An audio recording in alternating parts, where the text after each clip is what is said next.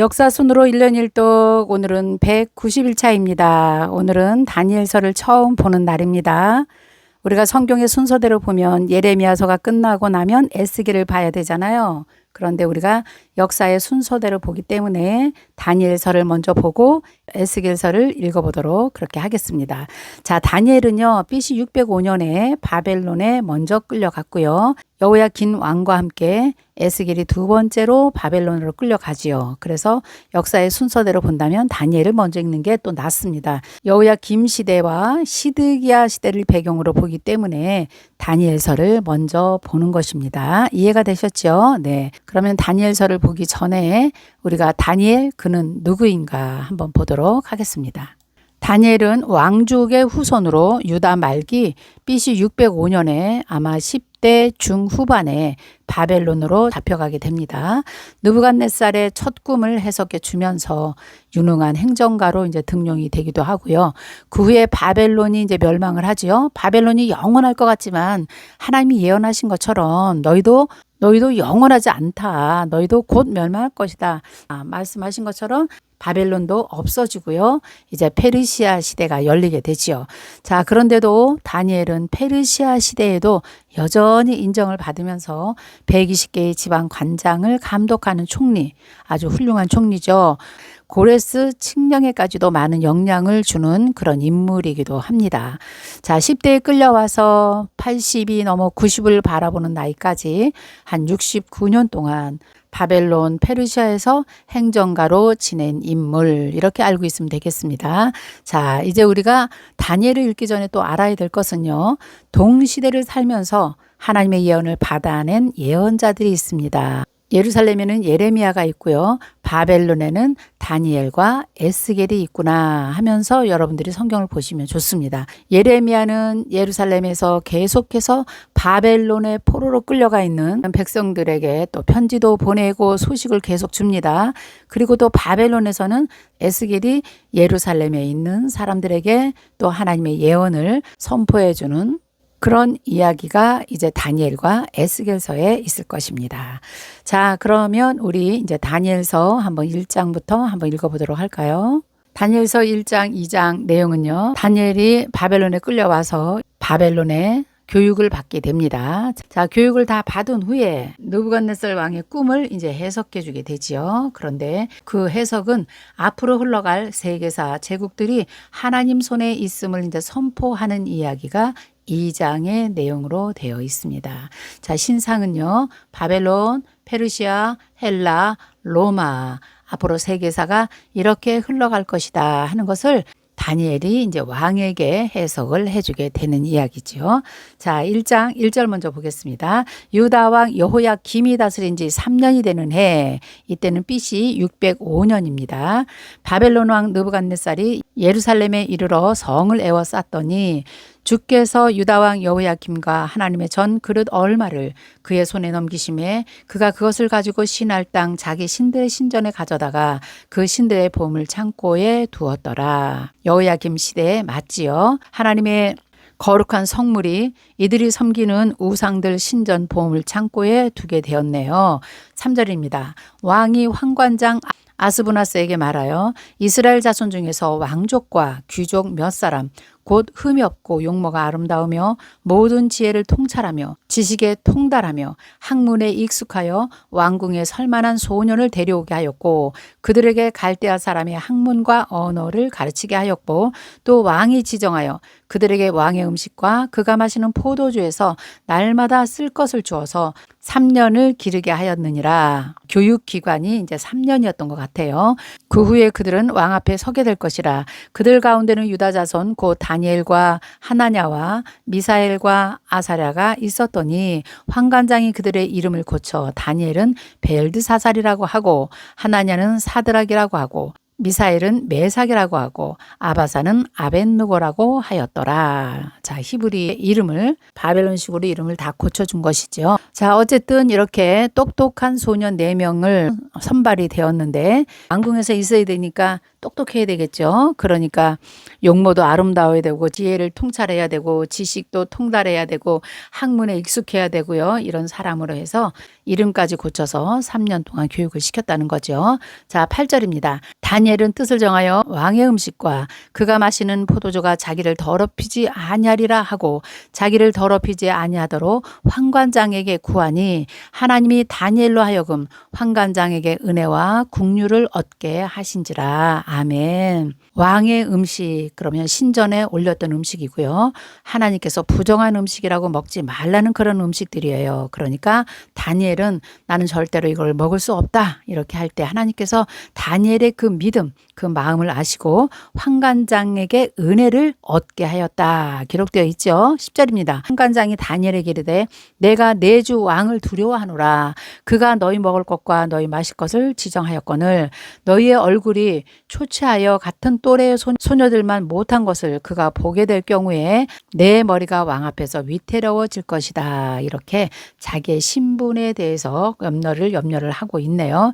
자, 그랬더니 다니엘이 이렇게 말합니다. 12절입니다. 청하오니 당신의 종들을 열흘 동안 시험하여 채식을 주어 먹게 하고 물을 주어서 마시게 한 후에 당신 앞에서 우리의 얼굴과 왕의 음식을 먹은 소년들의 얼굴을 비교하여 보아서 당신이 보는 대로 종들에게 행하소서 하매 그가 그들의 말을 따라 열흘 동안 시험하더니 열흘 후에 그들의 얼굴이 더욱 아름답고 살이 더욱 윤택하여 왕의 음식을 먹는 다른 소년들보다 더 좋아 보인지라.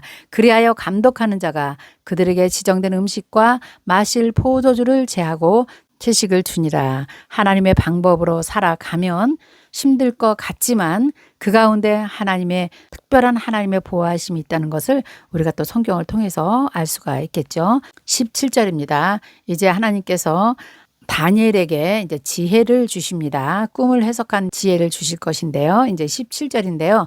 하나님이 이 네 소년에게 학문을 주시고 모든 서적을 깨닫게 하시고 지혜를 주셨으니 다니엘은 또 모든 환상과 꿈을 깨달아 알았더라.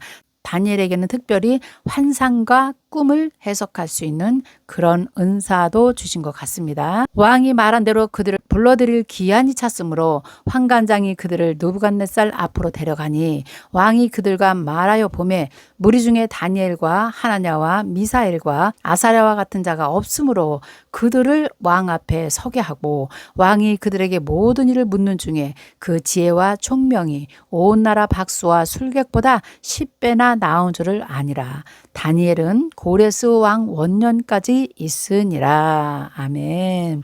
자, 그래서 21절을 보면요. 이렇게 여호야김 시대에 바벨론에 끌려왔던 다니엘이 페르시아 고레스 왕 원년까지 있었다. 이렇게 정확하게 정보를 우리에게 주고 있습니다. 자, 이제 2장 보도록 하겠습니다. 2장은요. 꿈을 꾸고 잊어버린 느부갓네살 왕의 꿈을 이제 해석해주는 아주 그 유명한 신상 해석의 내용을 우리가 한번 보도록 하겠습니다. 2장 1절입니다. 느부갓네살이 다스린 지 2년이 되는 해에 느부갓네살이 꿈을 꾸고 그로 말미암아 마음이 번민하여 잠을 이루지 못한지라. 왕이 그의 꿈을 자기에게 알려주도록 박수와 술객과 점쟁이와 갈대아 술사를 부르라 말하매 그들이 들어가서 왕의 앞에 선지라. 이 왕이 말이에요. 꿈을 꾸기는 했는데 중요한 꿈인 것 같아요. 그런데 무슨 꿈인지 지금 생각이 나지 않는 것입니다. 그래서 이제 사람들을 술객과 박수와 점쟁이 유명하다는 사람을 지금 다 부르게 됩니다. 3절입니다. 왕이 그들에게 이르되 내가 꿈을 꾸고 그 꿈을 알고자 하여 마음이 번민하다 하니 갈대아 술사들이 아람 말로 왕에게 말하되 왕이여 만수무강하옵소서. 왕께서 그 꿈을 종들에게 이르시면 우리가 해석하여 드리겠나이다 하는지라. 자, 여기서 중요한 거 하나 여러분 말씀해 드리면요.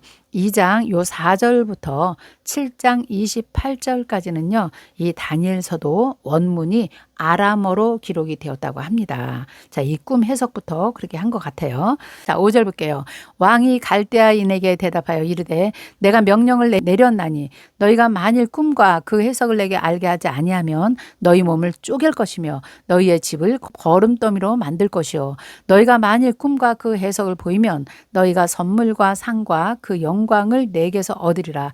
그런즉 꿈과 그 해석을 내게 보이라 하니 그들이 다시 대답하여 이르시되 원하건대 왕은 꿈을 종들에게 이르소서. 그리하시면 우리가 해석하여 드리겠나이다. 왕이 대답하여 이르시되 내가 분명히 아노라. 너희가 나의 명령이 내렸음을 보았으므로 시간을 지연하려 함이로다. 너희가 만일 이 꿈을 내게 알게 하지 아니하면 너희를 처치할 법이 오직 하나이다. 이는 너희가 거짓말과 망령된 말을 내 앞에서 꾸며 말하여 때가 변하기를 기다리려 함이라. 이제 그 꿈을 내게 알게 하라. 그리하면 너희가 그 해석도 보일 줄을 내가 알리라 하였더라. 갈대아인들이 왕 앞에 대답하여 이르되 세상에는 왕의 그 일을 보일 자가 한 사람도 없으므로 어떤 크고 권력 있는 왕이라도 이런 것으로 박수에게나 술객에게나 갈대아인에게는 물을 자가 없나이다. 왕께서 물으신 것은 어려운 일이라. 육체와 함께 살지 아니하는 신들 외에는 왕 앞에 그것을 보일 자가 없나이다 한지라. 맞습니다. 자기가 꿈을 꾸고 잊어버렸는데 그 잃어버린 꿈을 맞추라고 하니 얼마나 이 사람들이 어렵겠어요. 만약에 너희들이 못 맞춘다고 하면 너희 몸을 내가 쪼갤 것이고 너희의 집을 거름더미로 만들 것이다. 막 이렇게 엄포까지 하니 얼마나 지금 기가 막히겠어요. 그러니까 이들이 하는 말이 육체와 함께 살지 아니하는 신들 외에는 그렇지요. 하나님만이 하실 수 있는 일이라 이렇게 이들도 고백하네요. 왕 앞에서 그것을 보일 자가 없나이다 한지라. 하나님만이 우리의 육체 가운데 계셔서 성령으로 우리와 함께 살고 계시는 그 하나님이십니다. 자, 그러면서 이제 12절에 보니까요. 왕이 이로 말미암아 아주 진노하고 통분하여 바벨론의 모든 지혜자들을 다 죽이라고 명령합니다. 왕의 명령이 내림에 지혜자들은 죽게 되었고 다니엘과 그의 친구들도 죽이려고 찾아왔는데요. 14절 그때에 왕의 근위대장 아리옥이 바벨론 지혜자들을 죽이러 나아가매 다니엘이 명철하고 슬기로운 말로 왕의 근위대장 아리옥에게 물어 이르되 왕의 명령이 어찌 그리 급하냐. 아리옥이 그 일을 다니엘에게 다 말해줍니다. 다니엘이 들어가서 왕께 구하기를 시간을 주시면 왕에게 그 해석을 알려드리다 하니라. 아멘. 다니엘 너무 멋집니다. 다니엘은 전능하신 하나님이 계시다는 것을 확실히 믿기 때문에 그의 믿음은 기도의 시간만 벌면 되겠다는 것이었어요. 그래서 이제 다니엘과 세 친구가 함께 기도합니다. 17절이 그 내용입니다. 이에 다니엘이 자기 집으로 돌아가서 그 친구 하나냐와 미사엘과 아사랴에게 그 일을 알리고 하늘에 계신 하나님이 이 은밀한 일에 대하여 불쌍히 여기사 다니엘과 친구들이 바벨론의 다른 지혜자들과 함께 죽임을 당하지 않게 하시기를 그들로 하여금 구하게 하니라. 그랬으니까 이제 며칠 동안 함께 간절히 하나님께 기도했겠지요. 그리고 이제 응답을 받았습니다. 응답에 하나님께 감사하면서 다니엘이 찬양을 하나님께 올려드리네요. 19절입니다.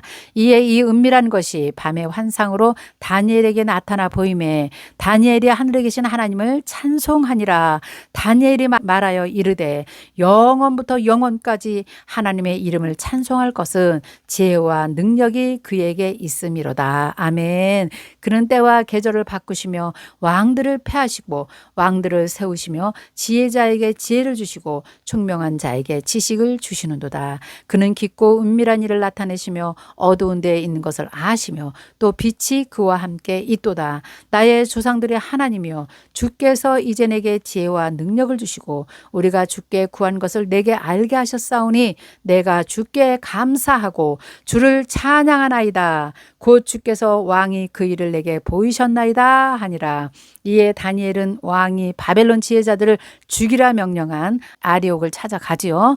그래서 그에게 이르되 바벨론 지혜자들을 죽이지 말고 나를 왕의 앞으로 인도하라. 그리하면 내가 그 해석을 왕께 알려드리다 하니 이에 다리옥이 다니엘을 데리고 급히 왕 앞에 들어가서 아뢰되 내가 사로잡혀 온 유다 자손 중에서 한 사람을 찾았나이다. 그가 그 해석을 왕께 알려드리다 하니라. 왕이 대답하여 벨드사살이라고 이름을 한 다니엘에게 이르되 내가 꾼 꿈과 그 해석을 뇌가 능히 내게 알게 하겠느냐 하니 다니엘이 왕 앞에 대답하여 이르되 왕이 물으신 바 은밀한 것은 지혜자나 술객이나 박수나 점쟁이가 능히 왕께 보일 수 없으되 이제 하나님을 드러내십니다. 오직 은밀한 것을 나타내실 이는 하늘에 계신 하나님이시니라. 아멘. 그가 느부갓네살 왕에게 후일에 될 일을 알게 하셨나이다. 왕의 꿈 곧 왕이 침상에서 머릿속으로 받은 환상은 이러하니라. 왕이여, 왕이 침상에서 장래일을 생각하실 때에 이 꿈을 꿀 때에 장래일을 생각했다는 거예요.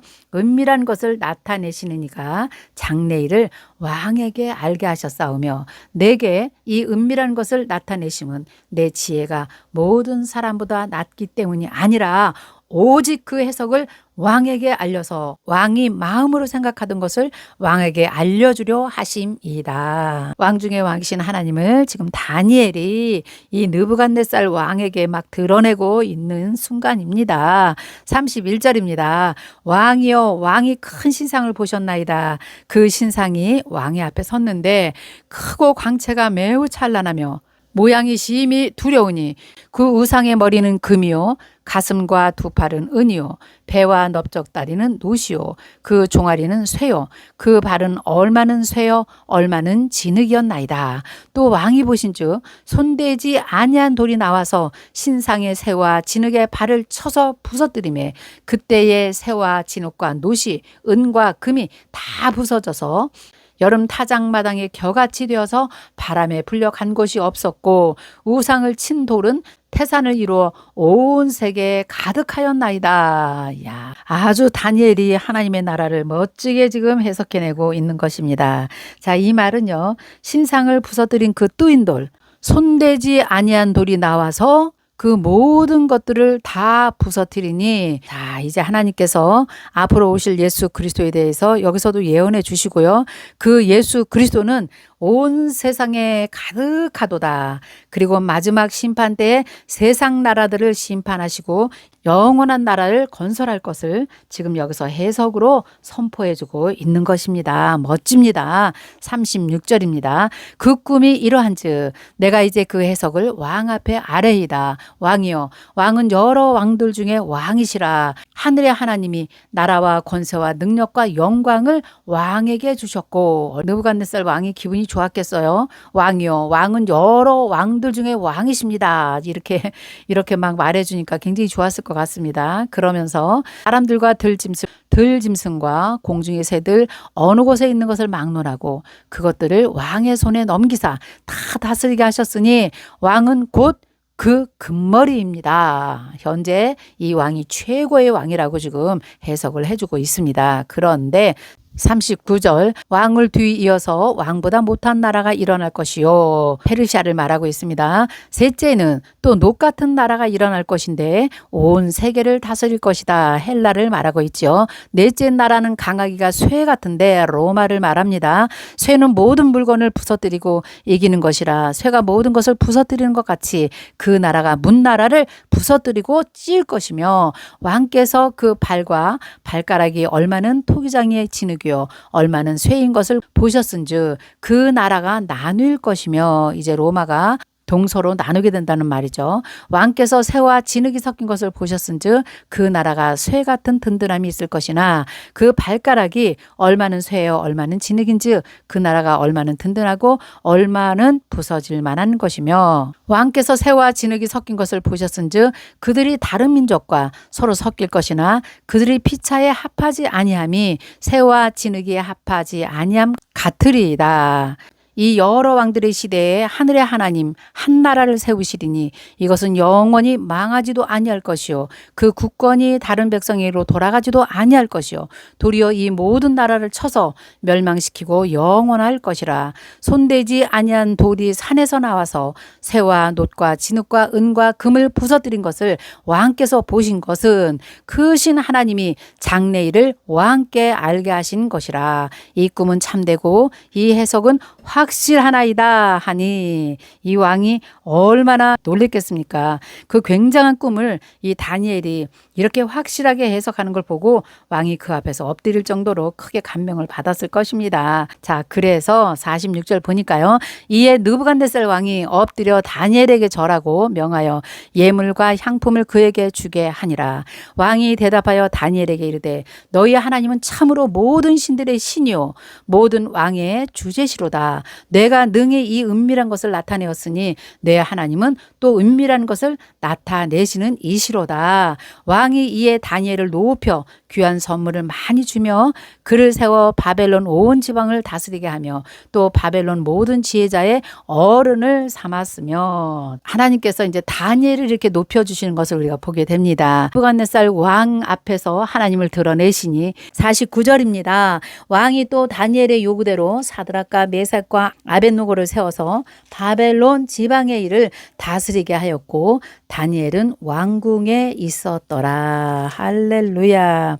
우리 하나님은 정말 세계사의 왕 중에 왕이신 하나님이십니다. 세상으로 상징되는 인간의 나라와는 정말 대조적으로 영원히 존속하게 될 하나님의 나라에 대해서 지금 아주 멋지게 설명해 내고 있는 2장 다니엘을 우리가 보지요. 이 나라는 인간의 모든 나라를 쳐서 멸하고 영원히 이제 있을 것이죠. 이 나라가 바로 예수 그리스도의 영원한 하나님의 영원한 나라인 것입니다. 이 나라는 이제 앞으로 신약에서 예수님이 오셔서 초림으로 시작되지만 예수님의 재림과 함께 이제 앞으로 성취될 영원한 하나님의 나라를 우리가 2장에서 이렇게 해석해 볼 수가 있겠네요. 멋지죠, 여러분? 이스라엘 나라는 없어졌지만 바벨론에 끌려가 있는 다니엘을 통해서 계속해서 하나님의 나라는 이어질 것을 세상 모든 나라 열방 가운데 선포해 주시는 이 하나님의 능력을 우리가 믿으면서